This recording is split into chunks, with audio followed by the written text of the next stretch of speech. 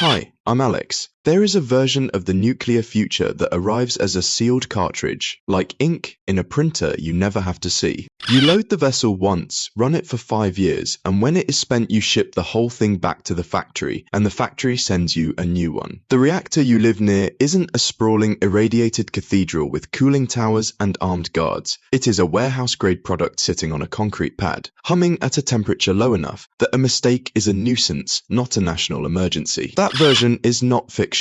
Copenhagen Atomics is building the machine that makes it real by dissolving thorium fuel into a molten salt that circulates at 500 to 700 degrees Celsius. No solid fuel rods, no meltdown scenario. Just a liquid that turns heat into power for half a decade. The image is so clean, it almost feels like a marketing trick. Hold it for a second though, the entire mental model of nuclear power, a monument, $1 billion concrete and steel epic that takes 10 years to build and a generation to pay off, is precisely what this device is designed to kill. The company's ambition is not merely clever physics, it is a factory that stamps out a complete reactor vessel every single day. Each unit operates at 100 megawatts of thermal power, and you can stack them together like shipping containers until you have a power plant. The whole architecture treats the reactor as a manufactured commodity, not a bespoke national project. And that gap between the monument mindset and the cartridge mindset is the real story of the energy era ahead. You can't grasp why the onion core matters unless you first sit with how badly the nuclear industry has traditionally failed. Consider a conventional pressurized water reactor at the 1000 megawatt T electric scale. Construction routinely exceeds $100 billion, and the timeline from breaking ground to grid connection pushes past a decade. That is not an outlier. It is the standard. Capital sits idle for years, interest compounds, regulators demand rework, and the project grows more expensive every month it misses its deadline. The result is that almost no private entity can finance a new large reactor anymore. Only states and giant utilities have pockets deep enough to absorb that kind of risk. And then there is the operational grind. A conventional plant doesn't just run. It interrupts, shutting down every 12 to 24 months to swap fuel, with each outage lasting 30 to 45 days, sometimes longer. During that downtime, you're not selling electricity, but you're still paying staff and debt. Some of it is unavoidable maintenance, but much exists because the fuel requires a high-stakes, in-person operation to replace. The public memory of nuclear power is not about efficient engineering. It is about Chernobyl, Fukushima, steam explosions, hydrogen releases, and governments evacuating cities.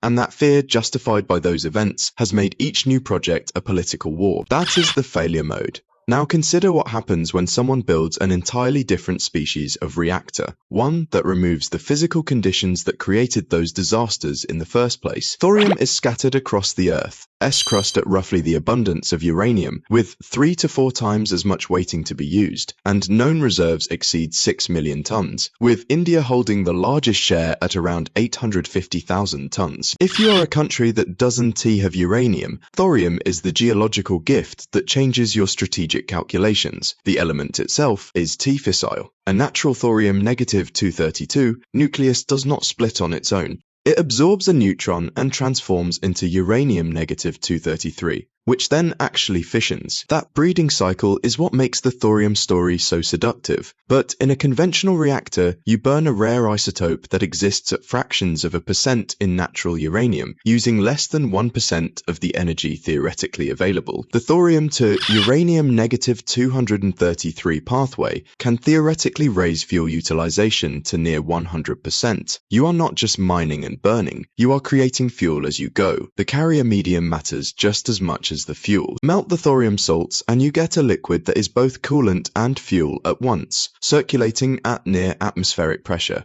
In stark contrast to a pressurized water reactor running at roughly 150 to 160 atmospheres. When you eliminate the pressure differential, you eliminate the physical possibility of a high-pressure jet or a steam explosion that tears the facility apart, removing the entire accident class that destroyed the reactors at Chernobyl and Fukushima. Nuclear danger in the molten salt world is a chemistry problem, not a pressure bomb. The waste profile compounds the advantage. The thorium fuel cycle generates generates 100 to 1,000 times fewer long-lived transuranic elements than the uranium-plutonium cycle. And after roughly 300 years, the most toxic high-level waste decays back to the level of the uranium, or you would have mined anyway. That is not a solved geology problem, but it is a solvable one. 3 centuries of careful storage is a much more manageable planning horizon than several hundred millennia. So that is the physics. The engineering is where the onion core earns its name. The reactor is a layered structure: fuel salt at the center, coolant salt around it, then the vessel, then the containment and safety comes not from concrete add-ons but from the behavior of the salt itself. When the temperature rises, the salt expands, becoming a less efficient neutron moderator, slowing the chain reaction and automatically reducing power output. No control rod needs to drop, and no active system needs to trigger. The physics of the liquid alone pushes the reactor back toward equilibrium.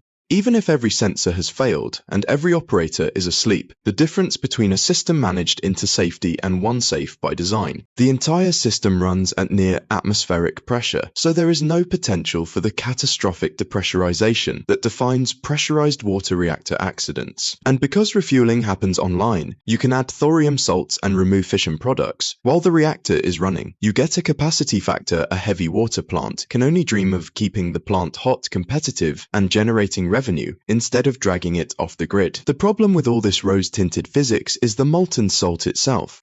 Hot liquid salt is ferociously corrosive, attacking metals, eating seals, and finding its way through microscopic pores you didn't know existed. Copenhagen Atomics claims to have solved this with a proprietary nickel-based alloy, and its non-nuclear prototypes have clocked more than 2,000 hours of high-temperature molten salt circulation. That sounds impressive, but 2,000 hours is about 83 days, while a 5-year sealed cartridge needs to survive 43,800 hours. Skeptics who have watched reactor startups dissolve look at that gap and call the project a fairy tale. Here is where the story takes a global turn.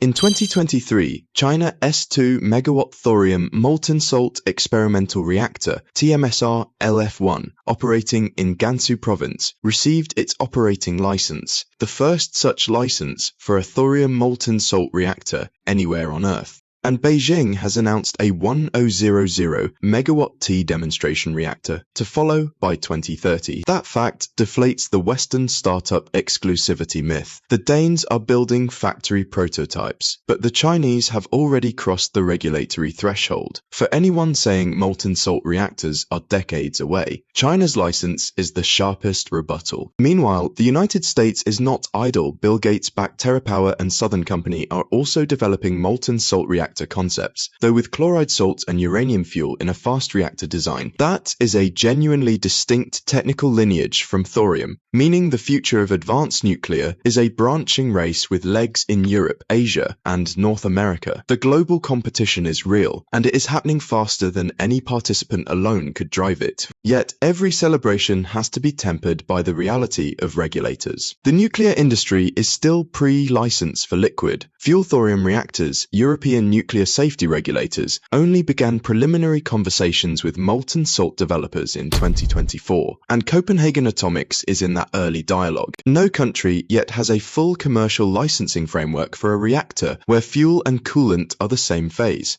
And the safety case is fundamentally different when fuel moves through pipes rather than sitting static in solid rods. That regulatory gap is the deepest bottleneck of all. The physics could be proven, prototypes could work, and the factory could produce flawless vessels, while no legal path to market exists. The 2028 delivery date, 10 commercial reactors, is almost certainly too optimistic. Licensing alone can swallow a decade, especially for a reactor class with zero precedent. The worst case is a promising technology dropped into a valley of death by administrative inertia, not engineering failure. The $100 million price tag of a single onion core unit looks like a bargain next to the $100 billion cost of a conventional large reactor, but comparing them directly is apples to oranges. 100 megawatts thermal is roughly 30 to 40 megawatts electric. So 10 or 15 units must be stacked to match the electric output of one traditional reactor. Production line economics, supplier agreements, and learning curves mean each successive unit costs less. Traditional nuclear overruns come from bespoke construction, schedule slippage, and regulatory rework, while the factory model converts those risks into quality control, recall loops.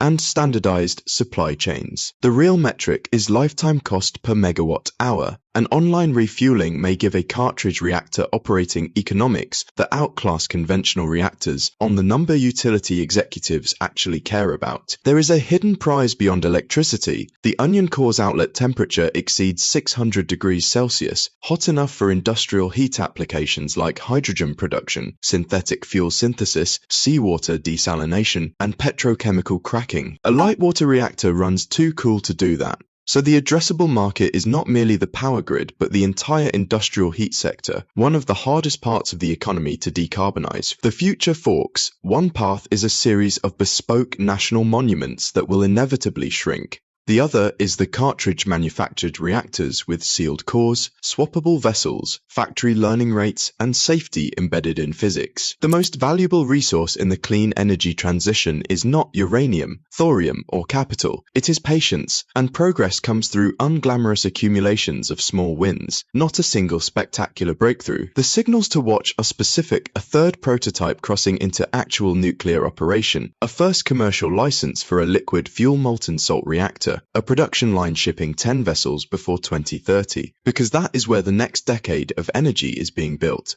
one sealed vessel at a time.